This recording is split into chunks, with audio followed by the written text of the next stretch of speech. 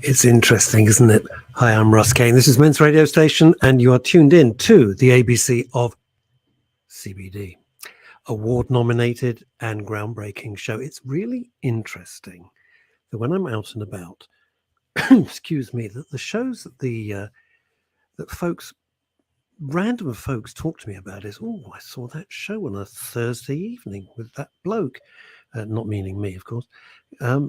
What an interesting show, or I must give him a call. And then people are sending me in suggestions and stuff, and that's lovely. That is a sign that you're making a difference, making a breakthrough.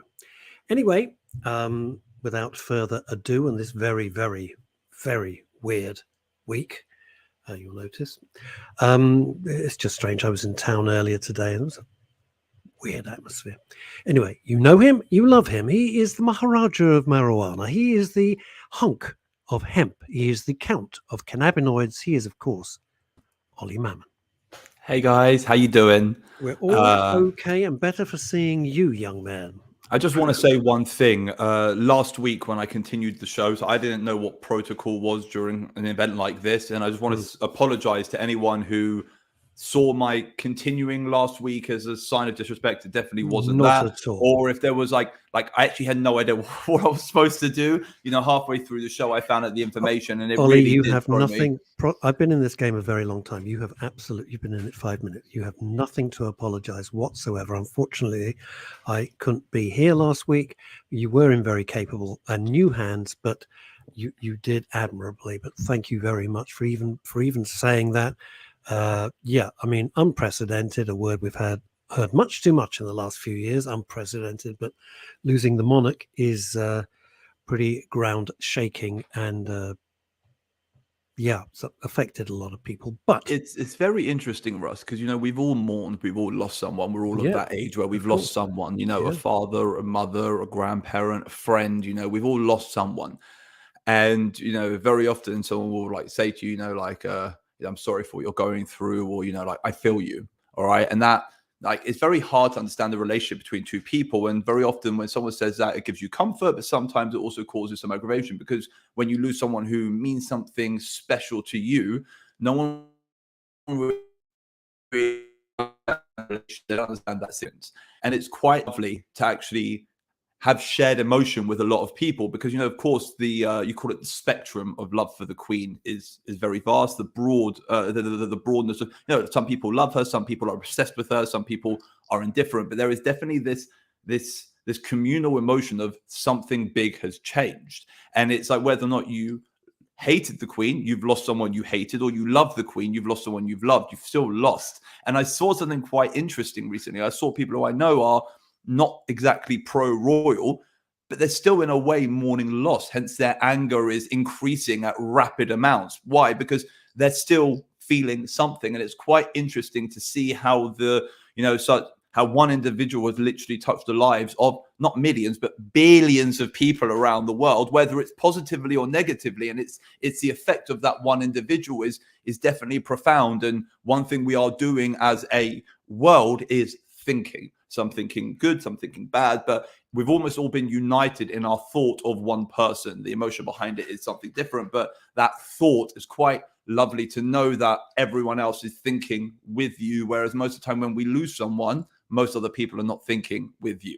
So precisely, you're on your own with that.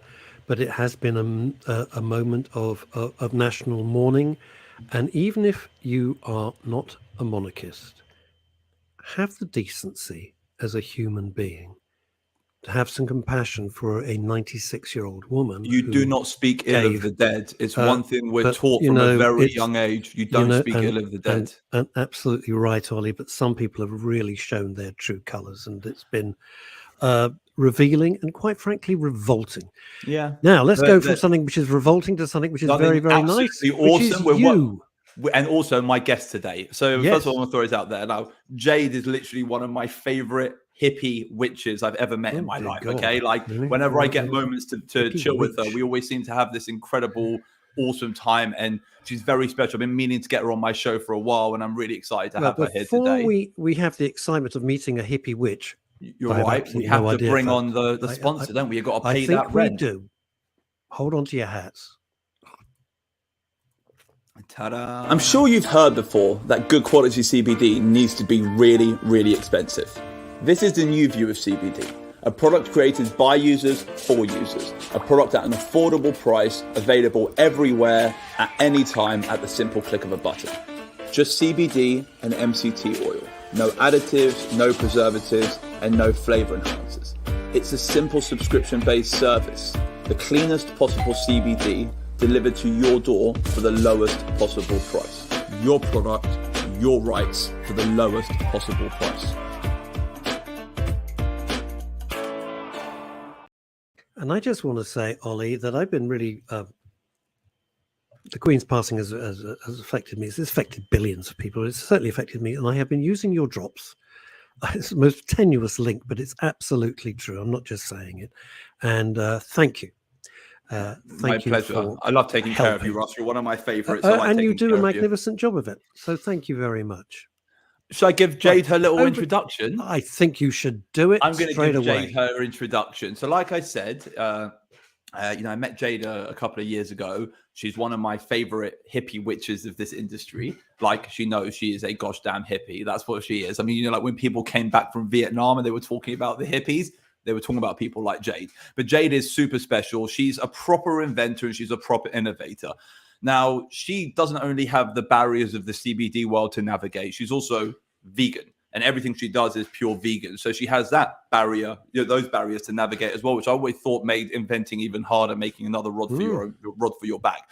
She's created some incredible products. And like I've used some of her products, they really are sensational.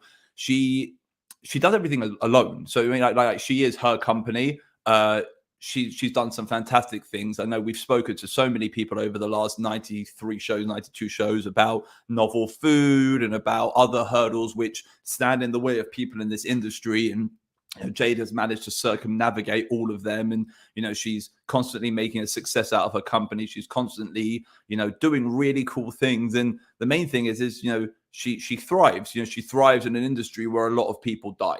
And she thrives in an industry where, a lot of people struggle. And every time I see her, she's got this big smile on her face. She's always got her, like a few little inventions up her sleeve. And, she really is an entrepreneur, like in every capacity. And so many people in this industry actually live a similar journey to Jade. And I thought it'd be quite nice to get her on. A lot of the people we've had on the show have structures around them, or they have, some form of, they have something which makes them a bit more powerful, whether it be a lot of money or whether it be like support from a larger organization. It's quite great to see people like Jade just going from strength to strength, and she is just a normal person like the rest of us, and it's pretty cool. So I really want to start her on this journey. Dodgy internet. Dodgy internet again. To meet her. You or me? One of the things that One of the things that really amused me was you sent out a message and it said, "Let's roll out the green carpet for the Hempress." Let's roll out the green carpet. That actually made me laugh. Hempress. Well, without further ado, let's bring out the palm fronds and the green carpet for Hempress. Hilarious. Did you come up with that? It's very good. Jade. Fearnley-Pascall. Hello. What an introduction. Huh? How's my favorite hippie? Do you know any other hippies? I know a couple of hippies. I walk past them in the street and give them abuse. Gosh damn hippie. I actually got called a capitalist hippie the other day and I nearly killed the person. I was like, how dare you call me a hippie? I don't know. I feel like socialist capitalism is kind of the way forward, maybe. Yeah, it's cool, isn't it? Is that a term? You are a bit of a hippie. It is now. You just made it up. You are a little bit of a hippie in the best possible way. There you go. I don't know what a hippie is anymore. No, totally. Anyway, so you kids weren't around when the hippies were around. You weren't born. I was there. Russ was there. You weren't born. We weren't born. You are right. You weren't born. But fashion comes back around, and we're all wearing. God, I am not wearing. Let me just tell you something, Oliver. I'm not wearing loon pants again, stacked heels, or tank tops. I don't care. I would buy if all that of comes that around. stuff off you. It ain't happening. You look great, I'm sure. Well, I could definitely see Ollie donning one of those outfits. Back in the day, but I don't think Ollie's ever rocked brown patchwork leather jeans. No, never worn brown patchwork leather jeans. I do have a pair of brown cords, and I do have a pair of leather trousers. It's not the same as going out to a little shop that had just opened. They took a 6 months lease. We used to go on a Saturday night, and it was a car showroom. It had just opened. There's a little place called Hard Rock. We were there like in the first week or so. Okay. So there we go. Oh my goodness. Right, enough of me. Hello, Eve Phantom. Crazy name. Crazy gal. There we go. Okie dokie, off you go. Hi, Jade. How you been since Product Earth? Hello. Again, I'm echoing what you guys are talking about. It's been a bit of a crazy week or couple of weeks. Maybe there's something in the cosmological alignments at the minute, some kind of retrograde or something that's causing a heap of upheaval. But I don't know, doing my hippy dippy thing and just holding faith that it's all gonna be all right. But yeah, I've been okay. I've been busy, usual on missions, trying to just, I don't know, just trying to exist and trying to keep building everything. But Product Earth was great. Had a really good time there. We did that amazing workshop, Brownies Not Frownies. That was fun. Brownies Not Frownies. Talk about I'm loving that. No idea what it is. Brownies Not Frownies. Yeah. So I did share my my brownie recipe, which you said I'm always inventing stuff. I invented this recipe. It's a super simple, organic, free from refined sugar, vegan recipe. But essentially everything I do is patient friendly. Anyone going through cancer and chemo treatments can have my products, and that is pretty much the main aim of the game of what I do, making stuff accessible to everybody, particularly the sick people that really need it. It's a big thing which people forget in this industry, that so many products are not actually designed with the end consumer in thought. So you have someone whose diet is restrictive, or whose bodily functions are restrictive, their ability to digest food is just restrictive, and what happens is products are not designed with the end consumer's limitations like in mind. So very often a product which is designed to do X won't actually do X because they haven't thought about the parameters they go through. And this is what I was saying earlier about Jade's double-edged sword. Not only is she thinking about the cannabis world and mushrooms and mycology and random things which are also therapeutically healing, she's also thinking about functional ways they actually help the end consumer. So it's very easy to go out there and design a product. It's hard to go out there and design a product that's actually good for the end consumer. So and for the environment as well. Everything I try and keep within the compostable packaging realms, which has obviously been super, super tough, as it's still such a baby industry out here in the UK. In fact, even in the world, but particularly here. Sustainable anything is very sustainable. New. Exactly. Jade, I used to live in America for quite a number of years, and a long time ago, and I never understood, because over there everything was in a paper bag. They never had, and we never had when I lived there, plastic carrier bags. I'm going back to the 70s when I lived there, and we always had just paper bags. I don't understand why we had to have plastic bags here. Now a paper bag in the UK costs, if you want to go paper, not plastic, it costs 5 times the price. So I actually was at Morrison's the other day, and they were like paper or plastic, and I was going to have any bags. I didn't get my box because they've stopped giving out the Apple boxes as well for sustainability. We like now those. They only use a reusable plastic. So they've stopped it's mental. So there's no more paper Apple boxes there. So I stopped by when they increased the price for 20p bags. I got boxes, used to put all my crap in there when I was done. Easy to put in the back of the car, literally box at the bottom of the trolley. It's a simple thing. Went there the other day, no boxes. So I was like, I need bags. And they were like, listen, paper or plastic. And I was like, yeah, I'll take paper. It's going to be same sort of price. And then I'm paying 6 quid. Yep. I end up paying 6 quid for 6 paper bags. No. Yeah. It was like 65p a bag. And I looked at them, I was like, no. I looked at the receipt and I was like, are you serious? And they were like, yeah, you asked for paper. I was like, it's 5p for a plastic bag and 65, 70p for a paper bag. Like what is going on here? And I was like, can I return them? And they were like, you ripped one of your paper bags. And I was like, I just fucking bought the paper bag. I literally just bought it. It was ripped when you gave it to me. I want to return it. Now I've got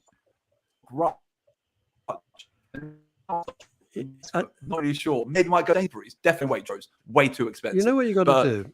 You got to do what I do, is just write to the chief exec, because they will actually take note. It's important stuff. It sounds silly. Do you want to write for me, Russ? Trivial. Do you want to write a letter for me? Yeah, because I got nothing else to do. Yeah, sure, of course I will. And right, and not quite enough hours in the day.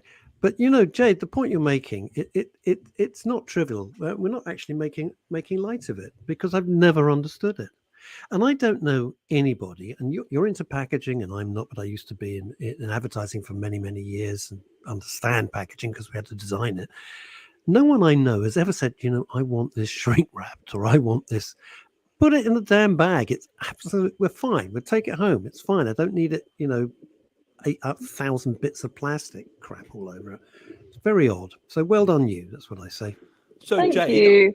I've got a list of questions. I'm just going to start firing them at you Cool. and you can give me Got it. answers. So why is Jade here? So like none of us were allowed to put this on a careers when we're doing like careers day at school, none of us were allowed to write, hey, I want to work in the cannabis industry. I want to be a cannabis product innovator. It's not really something which any of us are ever trained to do. And if we did train to do it, most of the time our parents, loved ones, and anyone who was in our life to provide us guidance would turn us straight away from this fact. So like, what brought you to this world? When did you first enter this world? Why cannabis? Why vegan cannabis products? What made you go through everything? Like, what was you could call it the starting point of, Hempress Rising? Okay. What was the starting point of Free Alchemy? Like, where did it all come from? Why? Okay, let's start with the company, Free Alchemy. So free to do whatever you want. Alchemy is essentially the name of my company. I didn't want to put anything too hempy related in there. As we know, everybody seems to be get screwed over and has their accounts shut down and all sorts if they're working anywhere in the cannabis and hemp industry. How did I get here? So I always knew I wanted to work for myself. I'm a grassroots business. I'm an activist. If you do the personality types, I come out as a campaigner, pretty obviously. I started a business back in 2016 making vegan ice cream. I wanted to develop a dairy-free ice cream. Ended up making ice cream with hemp seeds. Ended up working for a hemp farm that I got the hemp seeds from. And I guess the rest is history. I kind of ended up making more edible cannabinoid infused products, starting for the farm and then moving forward and just doing my own thing. I guess the rest is history. I moved into... Did you choose... Let me stop you there for 1 second, Jade. Can you hear me? Say that again? Yeah. Yes, let me stop you for 1 second. Yeah. Why did you choose hemp seed over coconut flake, over soya, over like pea protein, over the hundreds of other potential like almond milk, other nut milks, cashew nut milk, etc.? What made you choose hemp seed as your base over anything else? Well, I started using a coconut milk. I've always been a massive advocate for hemp, for cannabinoids. I started using CBD for the first time in 2014. I actually got diagnosed with epilepsy in my early 20s. I'm fine now. I've just used cannabinoids and I have healed. Obviously, that's not necessarily taken into account by doctors. But essentially, I was looking for something more ethical, more sustainable, and hemp seed as an edible resource is a complete source of protein. It has all the amino acids you need to absorb it and use it most effectively in your body. So gram for gram, it's the best protein source you can get. So firstly, it's much healthier. And then again, it's good for the environment. It uses less water than any other resource I could use to make this product. So I guess the rest is history. I've always made kind of edible products with cannabinoids. Like I said, I've always been an advocate for cannabinoids as medicine. I guess it's all just come together quite organically. Excuse the literally, pun. Literally organically. Yeah, exactly. So can I ask you a question? I didn't know that about you. Let's talk about the epilepsy, if you don't mind. Because like one thing I've realized, whenever we seem to get a guest on this show, all right, everyone's got a medical past with this product. And then like it always seems to come out that there is a reason why. It's almost like like 2014, started taking cannabinoids, but I don't know if when you're going to tell us when you were diagnosed with epilepsy. There's always that story. And I'm not saying I love it, because I don't want to hear that anyone's in pain. But I love hearing the fact that people have taken their pain, taken their problem, and turned it into a solution for other people. And it's one of the most beautiful things about this show is that over and over again, time and time again, what come across as capitalists, what come across as business owners, are actually people who have struggled and people who want to then help other people to not go through the same struggles they went through. There's always a hell of a lot more emotion behind the individual, but the individual very rarely shares that emotion. It's not really talked about for a business meeting. All of us really talk about our past, but in reality, you are from where you came, and you came from a place where cannabinoids helped you, and that's why you're great at helping other people. And so I want to talk more about the epilepsy, when it came into your life, and how that kind of crafted your journey, if possible. Okay. So 2012, I started having a bunch of what I found out a year later were complex partial seizures, or simple partial seizures.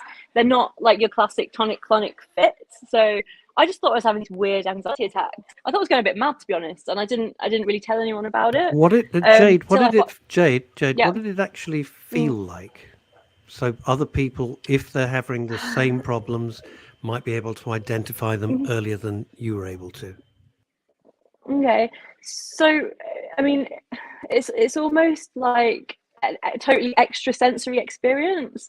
You might get a funny feeling in your tummy, a funny taste in your mouth, and then this sort of comes this kind of all-consuming cloud. There might be I'd get all these different thoughts come into my head that I couldn't quite piece together what was going on.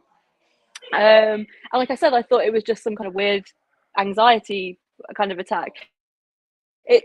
It sounded like, if I was to describe someone, to me, it would sound like somebody was just making it up for attention, or I don't know, which sounds really judgmental, but it was just a really weird experience. Like I said, super extrasensory, and you kind of zone out a bit, and I couldn't do anything. I couldn't focus. I was just kind of stuck in that weird bubble. But it wasn't until I had how often were these happening? I pretty regularly. I'd walk to work, it'd happen. I'd come home, it'd happen.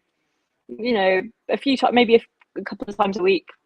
So I've had an anxiety attack, which sounds like what you're talking about. So I'm not saying I understand, because it's not epilepsy, but I've had that moment where you get 1,000 thoughts come into your brain in 1 second, and the whole room goes wavy. And I've been getting it not more regularly, but I've been getting these little triggers recently. So now you've just freaked the shit out of me, thinking, do I have epilepsy? Because I wouldn't think. I've been getting these anxiety attacks and thinking it's an anxiety attack. It sounds exactly like you've just described. And I know, when I describe this to Hannah, I'm like, Hannah, there's this weird anxiety attack. I've just got 150,000 thoughts into my brain. I had this cloud, my whole body's gone numb, and then I go into a panic attack. Well, that's panic.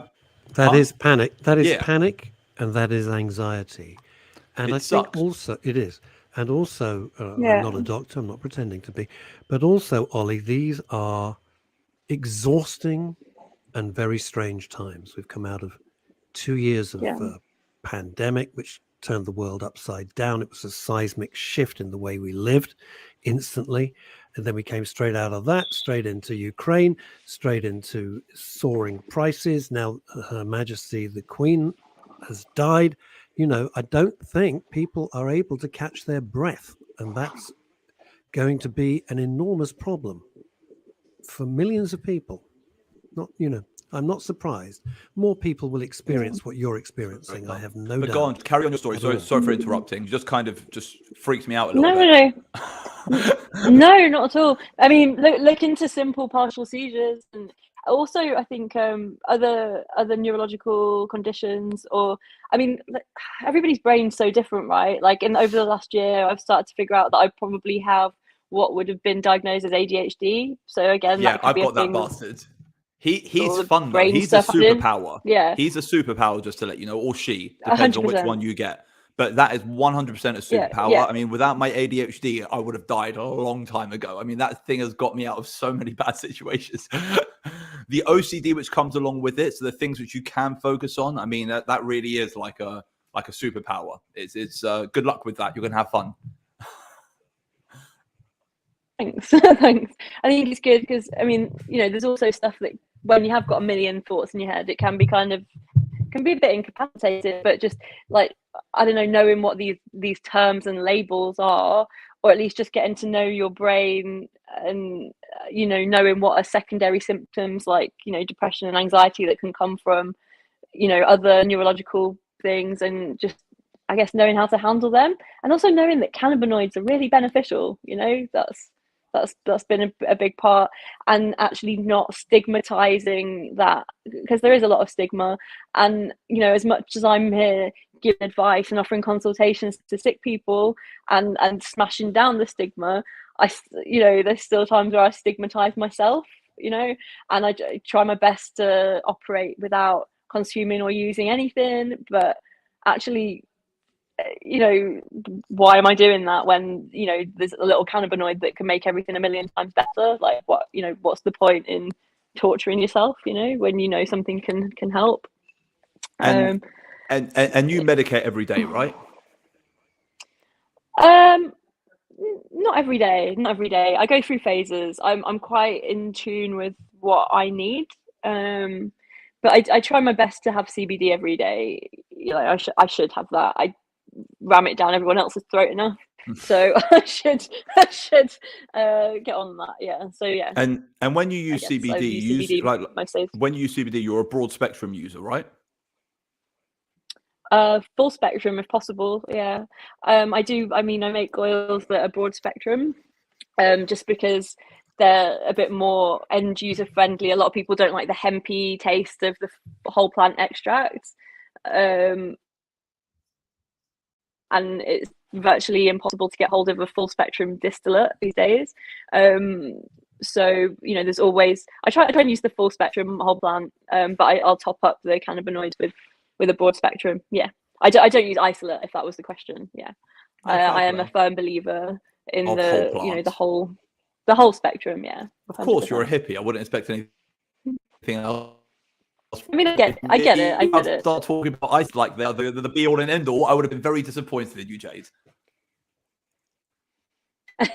Yeah, no. Jade, you're there. Good. Making sure you didn't leave us. Russ, you got any more questions about epilepsy before I move on to the next question? No, it's okay. I do apologize to everybody if you're listening to this and watching this at a later date or now. I know a lot of people watch this at their own convenience. Unfortunately, Jade's connection is not brilliant, but we are getting the main gist of it. But if you're watching, it's not you. She is freezing every so often. But never mind, we're getting the main gist, and that's all that matters. Listen to the voice, don't watch the face. Well, that's not a good thing for television. God, but anyway, I'm you know what I mean. Just wondering what I've been frozen into. Some really weird. No, it's perfectly charming. Don't worry, it's not some awful grimace. The voice is perfect. So let's talk about the industry. Let's talk about navigating the CBD industry in the UK. I saw you at Product Earth a couple of weeks ago, and you were talking about novel food, and you were talking about the struggles of it. You were talking about how you actually managed to get through it. Now you've got products on you've got products which are on the list waiting to be approved. How was that for you? How did you find navigating that part of this industry? I thought it was an absolute freaking nightmare. So I just sharing my opinion. I think the whole thing has been exhausting, but I just wanted to know, how was your experiences, being an entrepreneur, being a, organically grown company, not having all of these investors, like a lot of other competitors in this space. How did you find navigating this? How was it as a young, new nascent company in a young, new nascent industry navigating a roadblock like this, which they've put in front of you?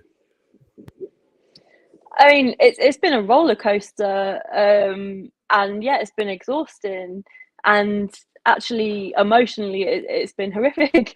Like, my whole life has flashed before my eyes on numerous occasions, thinking that this mission that I've been, I have been on a mission. I've been helping as many people as I can over the past 5 years, and doing the best I can to share information and educate, and spread the knowledge and the wisdom.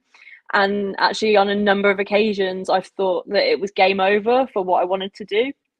But luckily, I've had to be honest, like since day one, I've put myself in every potential space within the cannabis industry, from anything corporate to the hippie cults, as you want to call them, to the underground scene that is potentially we're going to class technically as criminals. I've literally put myself in every I've been at Cambridge University, at Cork. I've been everywhere and anywhere that is within what we're doing. So I think just through doing that and the connections that I've made,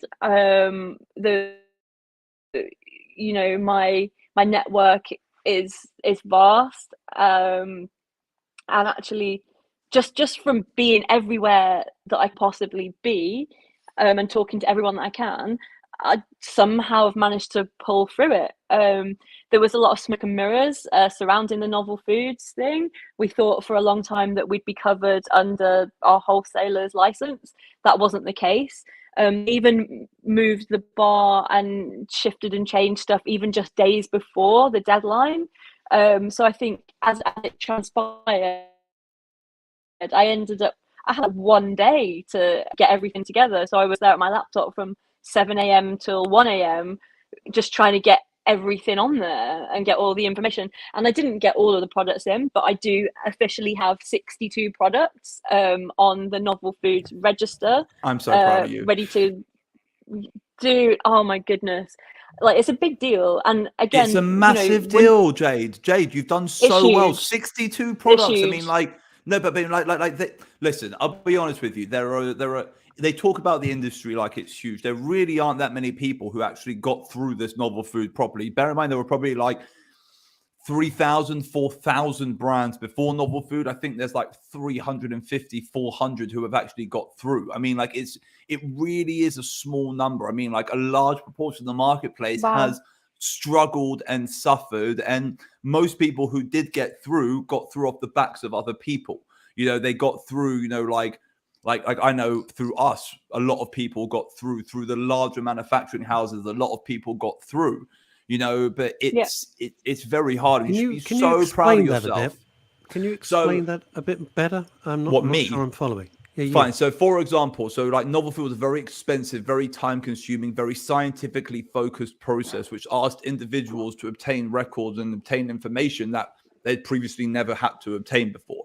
So Jade, as a manufacturer of product, was held liable for everything behind her and everything in front of her, and she had to present it all. It's very, very, very hard to present an entire chain when you are somewhere in the middle and the chain stretches across oceans in different directions. Now, what happens is it creates these barriers for entry. Now, companies like ours, companies like Jen Ken and Taylor Mammon, we have a lot of money behind us. We have a lot of energy and time and expertise.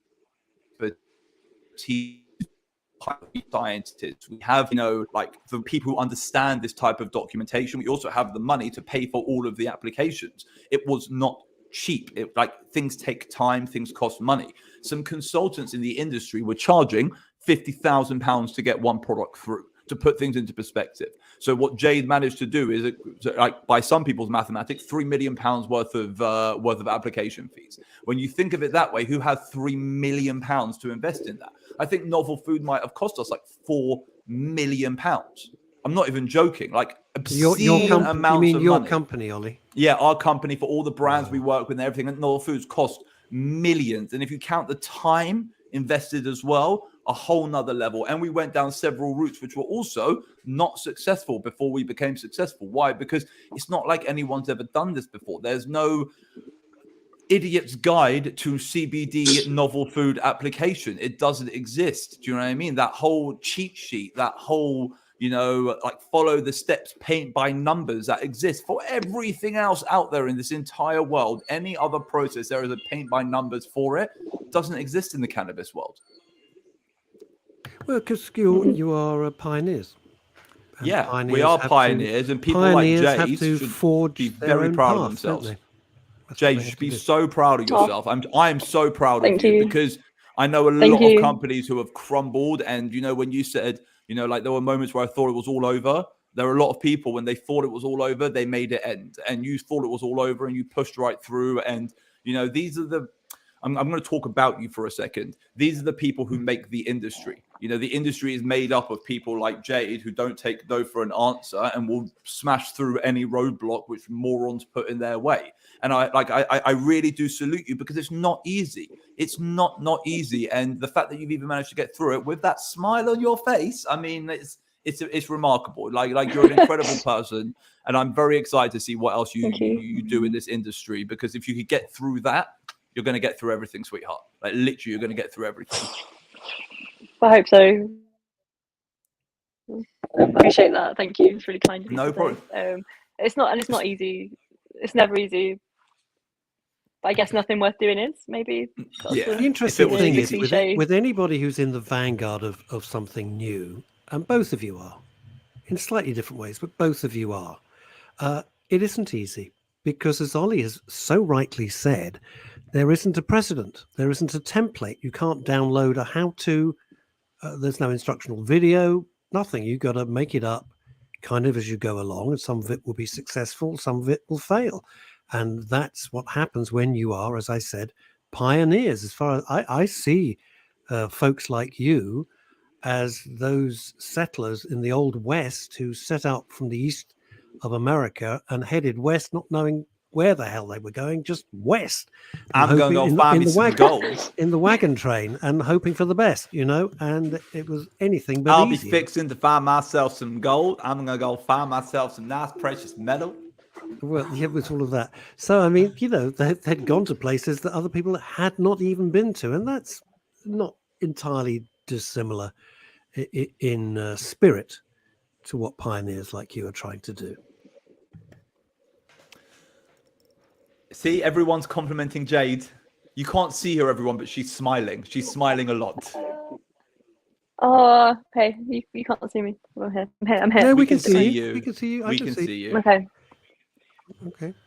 And So- liking the fact you've got LED-like windows, beautiful old leaded windows behind you. It looks like. It looks gorgeous. Do you know, it's a spaces. It's a warehouse conversion. I have a workspace in that. Actually, I lived here for quite a long time, but now I just work from here. So it's just kind of barred up.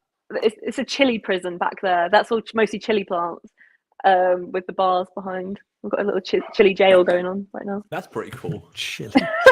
I do like that chili jail. Jalapeno jail. Yeah, pretty much. Yeah. Capsaicin prison. Exactly. We've got heaps of tomato plants and basil outside. Loads of fancy basil at the minute. I'm thinking of becoming a basil farmer. That's my backup plan for if all this goes south. I'm hoping we're going to keep heading. Yeah, hopefully we're going to keep heading west, and we're not going to head south. But yeah, let's keep looking for the gold. I guess. Worst case scenario, there's always pesto. Okay, it's all good. There is always pesto. Exactly. Hey pesto. Hey pesto. Exactly. Can I just say one thing? Jade, can I just take your wagon train onto a tiny detour? A friend of mine was growing tomatoes this summer, and I tasted them straight off the vine. They taste like proper tomatoes. They do. You forget. You really forget the difference in. I was staggered. I know what real food tastes like. You forget what actual tomatoes taste like, because often it's just red mush and it has and I love tomatoes, zero taste. And then I was reminded, what a lovely taste. Such a difference. Anyway, there we go. So well done, you. And organic as well. Next year. Russ, do you know what's so important? I'm going to try tomatoes next year. That's my big challenge, apart from still staying alive.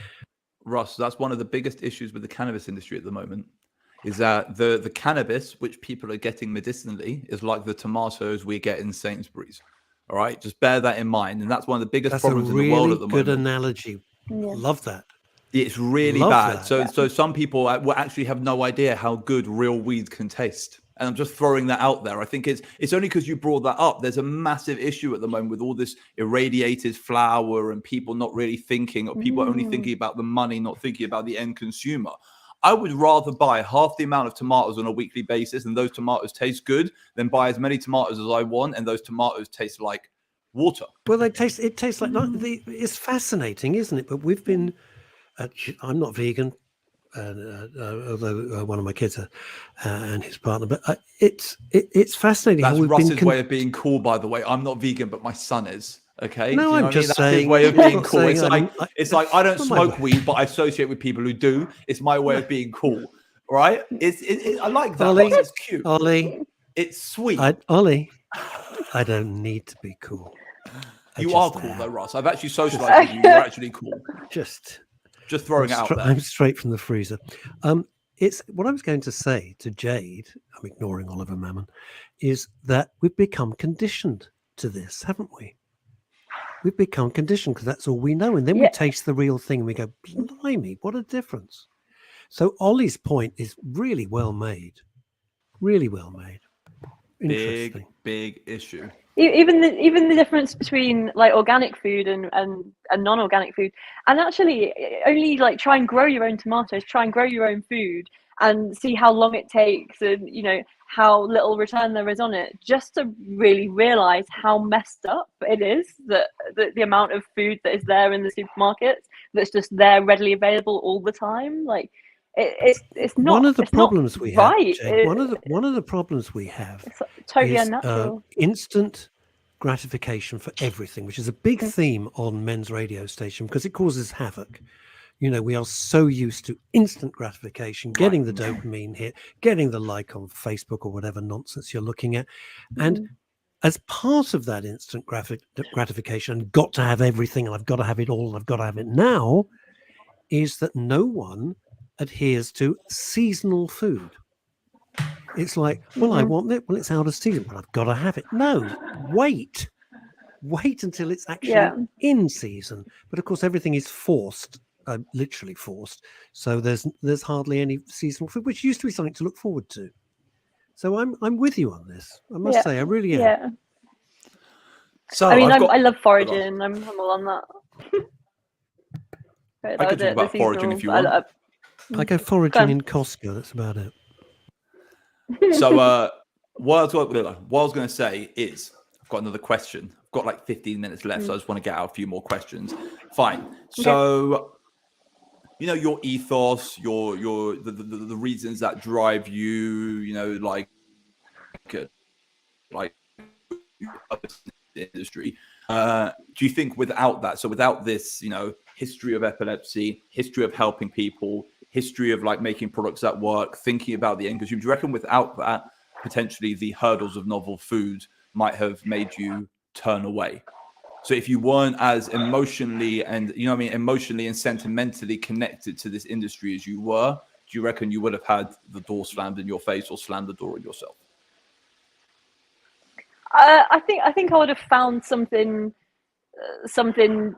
different along the similar lines to do. Like I'd already started planning my medicinal mushroom business when I thought CBD was dead in the water. I guess for me, it's about human rights. It's about not exploiting any other creatures, any other beings, and it's about looking after our planet.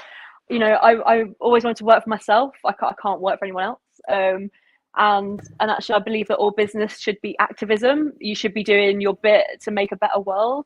And if you're not, then what are you doing, really?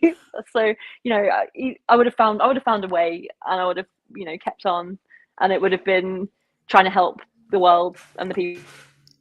I don't think if I was as emotionally connected, I don't think I would still be here. As in, if I didn't have the history I've got linked to cannabis. So if I had literally turned around in 2016 and saw this as a new business idea, as opposed to in 2013, 14, me finding my answer. So if it was commercial, purely commercial and not emotional, I don't think I would still be here. The market's got so hard. There's so much competition. There's also the energy. It's almost like when we first started in the industry, there were 50 to 200 of us sellers, and we all kind of got on and we all helped each other. And now you have the same 200, 300 who get on, and then you've got another 1,000 odd who are, iffies. Do you know what I mean? Like they're a little bit iffy. And it's just like it's not good competition. Like I was always raised by my dad. There's competition, and then there's good competition. Good competition is someone when you're in trouble, you can turn around and be like, listen, I'm in trouble, help me, and they'll help you. Bad competition or normal competition will put their foot on your neck and watch you suffocate, and then take all your business and drown you, basically. And what I found is, especially during this novel food, I saw a lot of companies get hurt by their suppliers. I've seen a lot of people almost be fooled and conned, as opposed to our previous years where that didn't happen. I remember in our first couple of years in this industry, we taught other people how to make products properly. That's what we were doing. We were teaching our competition to be better, because we knew that other people were going to go to them. We're like, listen, we know you're going to steal our customers. Make sure you do it right. And then I went to labs across the country for free just to make sure people were making products correctly. I did it over and over again. And people were like, why are you doing this? I was like, they're going to steal my business. I'd rather they stole it and did it properly than stole it and did it wrong. You're teaching your competition. Yeah, I know I'm teaching them, but also they're going to end up making products for 150, 200,000 people every single year. And there are 200,000 people who are going to be better off because I had that 3-hour conversation. And it's like one of the things we did. Ollie, that's quite extraordinary. I never knew that. What galvanized you then? Oh, because I was it's the opposite what I would have done. I would have given them the wrong formula. We saw everyone making mistakes, and it was like, listen, we know you're not going anywhere. Just start doing it properly. This is how you do it properly. It's not difficult to do it properly. Just make sure you understand the mathematics. Make sure you understand your supplier. Make sure you've got a trail of liabilities. You've got traceability to everything you use. It's not hard to do things properly. But it's a little bit like watching Ready, Steady, Cook. And they're like, use a pinch of salt, don't use the whole thing. It's common sense once you realize it, once you hear it. And I just wanted people to be armed with common sense. Why? Because at the end of the journey, there was a patient, and it mattered. Exactly. That's it. Patient-centered. Okay. A milligram means something. It doesn't mean anything to you, but it means something to them. And 1 week they're going to buy something off you, it's going to work. And next week they should buy the same thing off you, and it should work again. And they deserve that reliability. They deserve that consistency. And it's not difficult. And I wasn't teaching people to make my inventions, but I was teaching people to make their products properly. And I got screwed over. Loads of people will work with you. I knew they were never going to work with me. But I just wanted them to work properly, because at the end of the day, it's not about them succeeding. Do you think they did?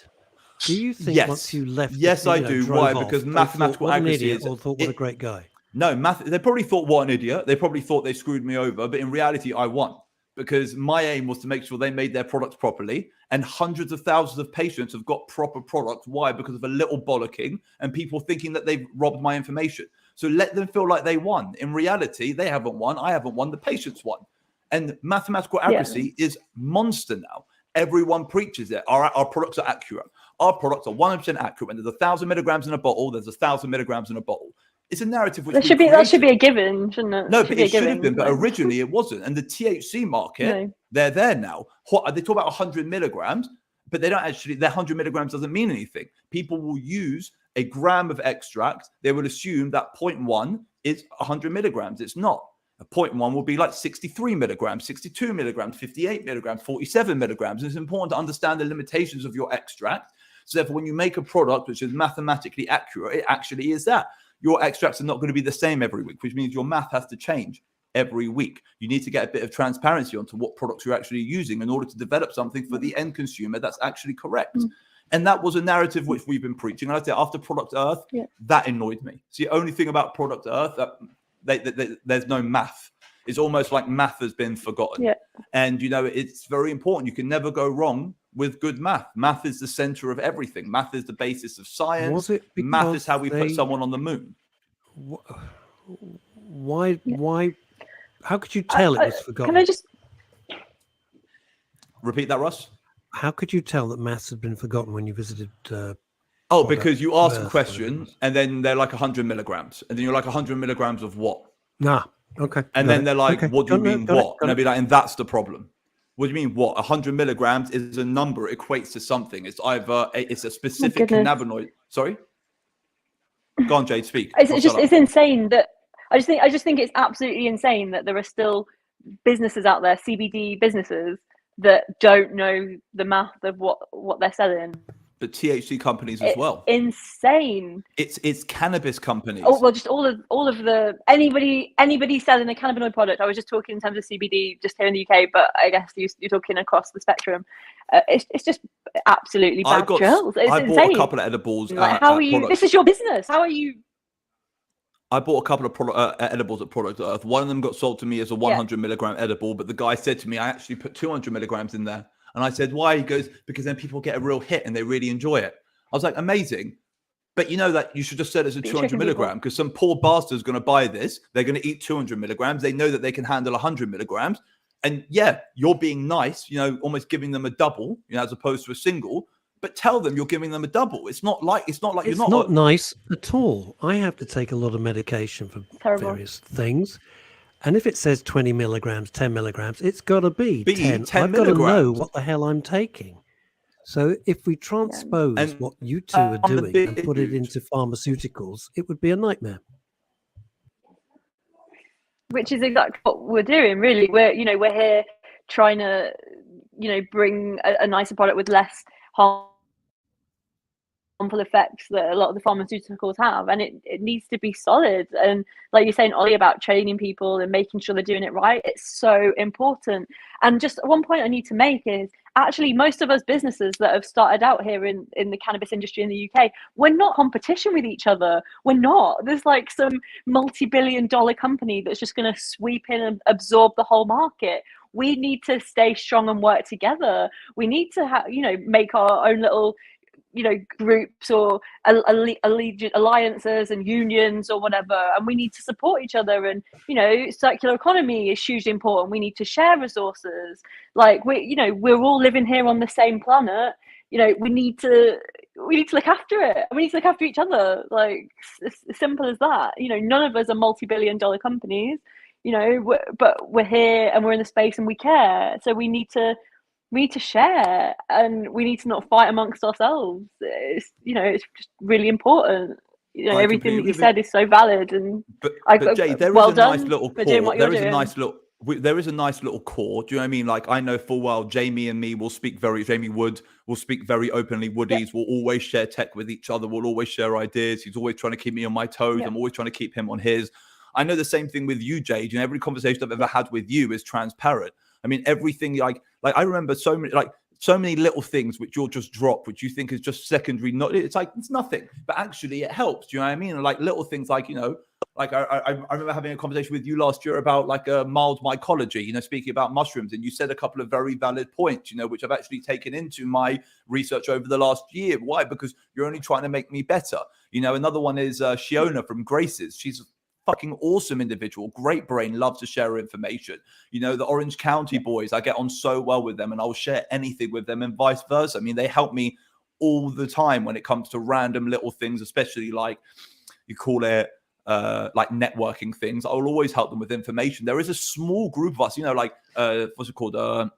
CBD Brothers is another one. Zeus, I fucking love Zeus. Amazing. I would I would like very happily like do anything he asks. I mean, the guy is an absolute superstar, and he's literally one of the founding fathers. Something really funny happened at Products Earth.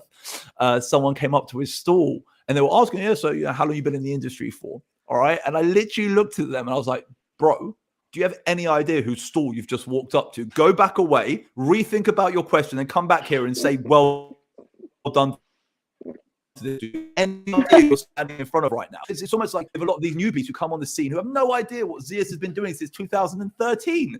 Him and CBD Brothers, they are the founding fathers of CBD plant absolute pioneers in the UK. The absolute pioneers. And like I literally said to them, I was like, bro, go away, Google this company and come back in 5 minutes with a little bit more respect on your lip. What did they say when you said that? They looked at me and they were like, oh, really, really sorry. We work for this company. We can't expect to know everyone in this industry. I was like, do you know who I am? And they were like, no. And I was like, just fuck off. And Zeus looked at me and he smiled and said, only apologize, ladies and gentlemen, for Ollie's language today. It was ridiculous. What we love about Ollie is he's passionate, and what you see is what you get, and that's a good thing. It's very interesting that the one thing about being a pioneer is don't expect any thanks. It's never. a hard No lesson thanks, no recognition. No, We're, because for both of you, poor you Zeus, I felt so bad for him. But we had a little laugh about it because he was just like, no, what he said. He goes, no one who's new knows who we are. And I said to him, I was like, bro, do you think anyone knows who I am? I said, no one's got any idea. All of this, you know, like people who say they work in the CBD industry or people who say they work in cannabis but don't actually work in cannabis, you know, they're like on the outsides. It's a different industry to what's on the inside. And sometimes it's quite disrespectful because, you know, we've done loads of work to get our industry to this point. And it'll be nice to kind of get a little tap on the back. Do you know what I mean? A little bit like, kind of reminds me, listening to this, kind of reminds me of, they sound like estate agents. Who, me? No, not you. Do you want to buy a property? No, I'll do it for 1%. Stop. What I'm saying is that the Herberts who don't know anything kind of sound like estate agents to me. Who don't seem to know Every man about anything. His dog is jumping on the CBD industry right now, aren't they? Really, you know, it's the new big thing, and everybody thinks they can turn over a quick buck. So just want to say everyone's jumping on board. Just want to say one thing: David Beckham's failed 3 times in good this luck. industry. If he can't do it, none of you can. Okay, it is a hard place to live. All right, and really? This industry breaks you 3 times before it makes you. Okay, I mean, you will get depression 5 times over the course of your journey in this relationship before you've made a pound. Just letting you all know. I know because obviously we've done all the shows together. I know that David Beckham. It's not David Beckham, obviously. It's not David Beckham. An expert, but the companies who have him as their front man. I know he's, you know, one of them didn't go well. I didn't realize there'd been another 2 occasions. He's apparently silently invested in a few other companies who have gone under recently. And I just heard it last week and I was like, oh, poor guy. David, call me, mate. We'll make it work. I promise you, we'll make it work. You know what? It's not the most stupid thing. Sometimes a casual comment like that, you should try and reach out and say, look, they didn't know what they were doing. I do. Bro, so I can save you even if you don't invest with embarrassment. me, another thing, do you know what? You could say, even if you don't invest with me, which is fine, at least let me tell you what you should be looking out for so you don't make a 4th mistake. That's what it's you just very do. funny. It's a very funny industry. So Jade, last question to you. Views on the future. What do you plan for Free Alchemy and Hempress? You know, like, can we be looking towards coming down the green carpet? You know, what like what's in the future for you? I guess I'm gonna have to bring more people in. I mean, I have attempted, but you know, I can't do much more on my own. So I guess just I'm gonna continue growing organically. I am gonna continue staying as organic, as sustainable, as patient-centered as I possibly can moving forward. And yeah, just growing. I want to be able to. I want to be able to take up space in some good, reputable, sustainable, higher end retailers, so that I can continue to give back to the people that really do need this medicine but can't afford it. I want to grow a company that can offer mentorship to, you know, the youths in London that are in impoverished areas. Like, and I'm not trying to be some saviour complex there. I live in Tottenham and I see, you know, I see what's going on around here. I see the youth getting dragged into these horrific drug gangs. And actually, I feel like in being able to invite, you know, young people to come and do something cool, working for a legal cannabis business, even, you know, creating our own businesses and products from that. I think that, I mean, this is my aim. This is my main game, is to build a company that gives back as much as possible, and that's the only reason I want to grow and make a chunk of money with this 2.4 billion that's supposedly coming this way in the next 2 years. Like, I'd like to carve a chunk of that out to do some good work, essentially. So I guess, you know, getting a new range of products, nailing all the packaging, getting more products out there in more spaces, and just doing the best I can, really. And actually just trying to stay upbeat and alive through this whole next bit of the journey, really, because, you know, like so you much said, better than the alternative, Jade, trust me. Yeah So yeah, that's it really. Just trying to stay Jade? elevated and do the best I can. Yeah.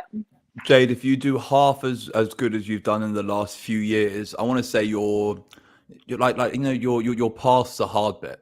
I think we all are. I think we're all past the hard bit. This is like the slump before the second rise. Do you know what I mean? Everyone's had themselves kicked in the stomach, and now this is the rise. And the fact that you've managed to get through what the novel food hurdle, which is the main hurdle, which has pushed people away. I know I can say with a lot of authority that you are going to go from strength to strength. You are going to go from success to success, and you will help a lot of people. And I'm so proud to know you. I'm so proud to count you as a friend. Everybody here at the Men's Right Radio back at you. Station wishes you all the very best. Jade, thank you so much. It's been a very long day. Thank you so much for joining us. Ollie, always a pleasure. We will be back next Thursday. Until then,